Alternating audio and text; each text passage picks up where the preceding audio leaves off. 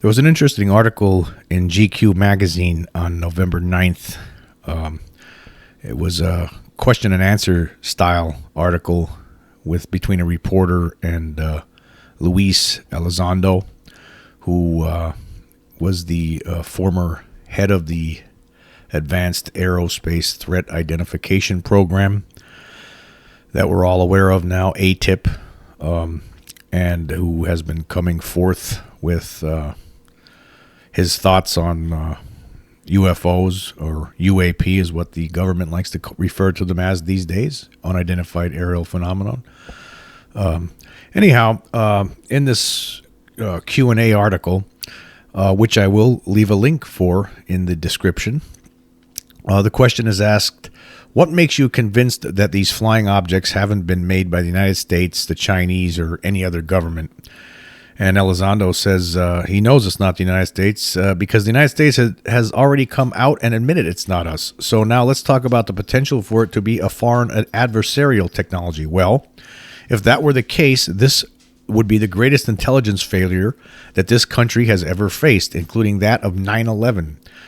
Because some country for more than 70 years has managed to be able to conduct operations with a technology that surpasses anything that we've ever had or currently have. And they've been able to operate in and around our restricted airspace unchallenged. Well, that's a great point. There's absolutely no chance that for all these decades that China, Russia, or anyone else out there was able to have some sort of technology that they could come in and basically outperform anything we have and then take off and disappear.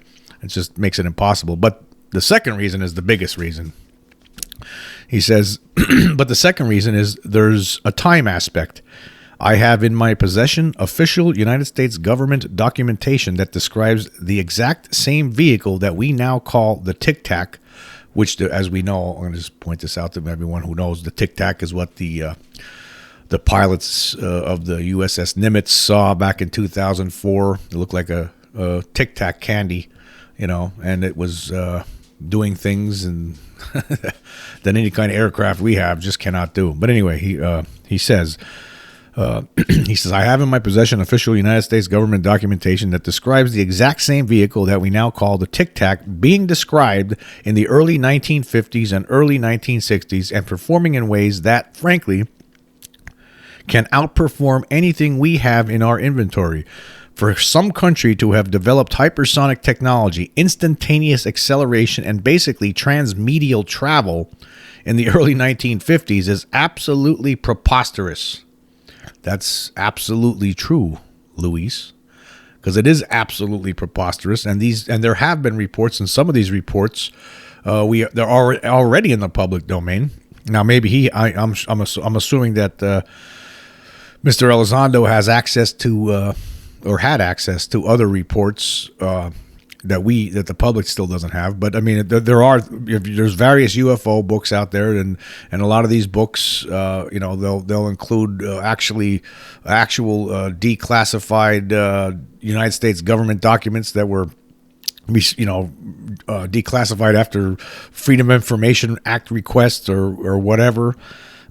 And these kind of vehicles, these Tic Tac shaped objects were seen in the 1950s and 60s. You could read about. I know I've read. There's a lot of different. In books like UFOs and the National Security State by Richard Dolan, volumes 1 and 2, which covers basically the military's interest and involvement with the UFO problem from the late 1940s into the early 1990s. If you read books like that, and there's other books out there too, there is reference to documents about military encounters with UFOs. Some of them are the actual declassified documents. Sometimes it's from different military personnel that talk about it. Maybe when they're not supposed to. But excuse me.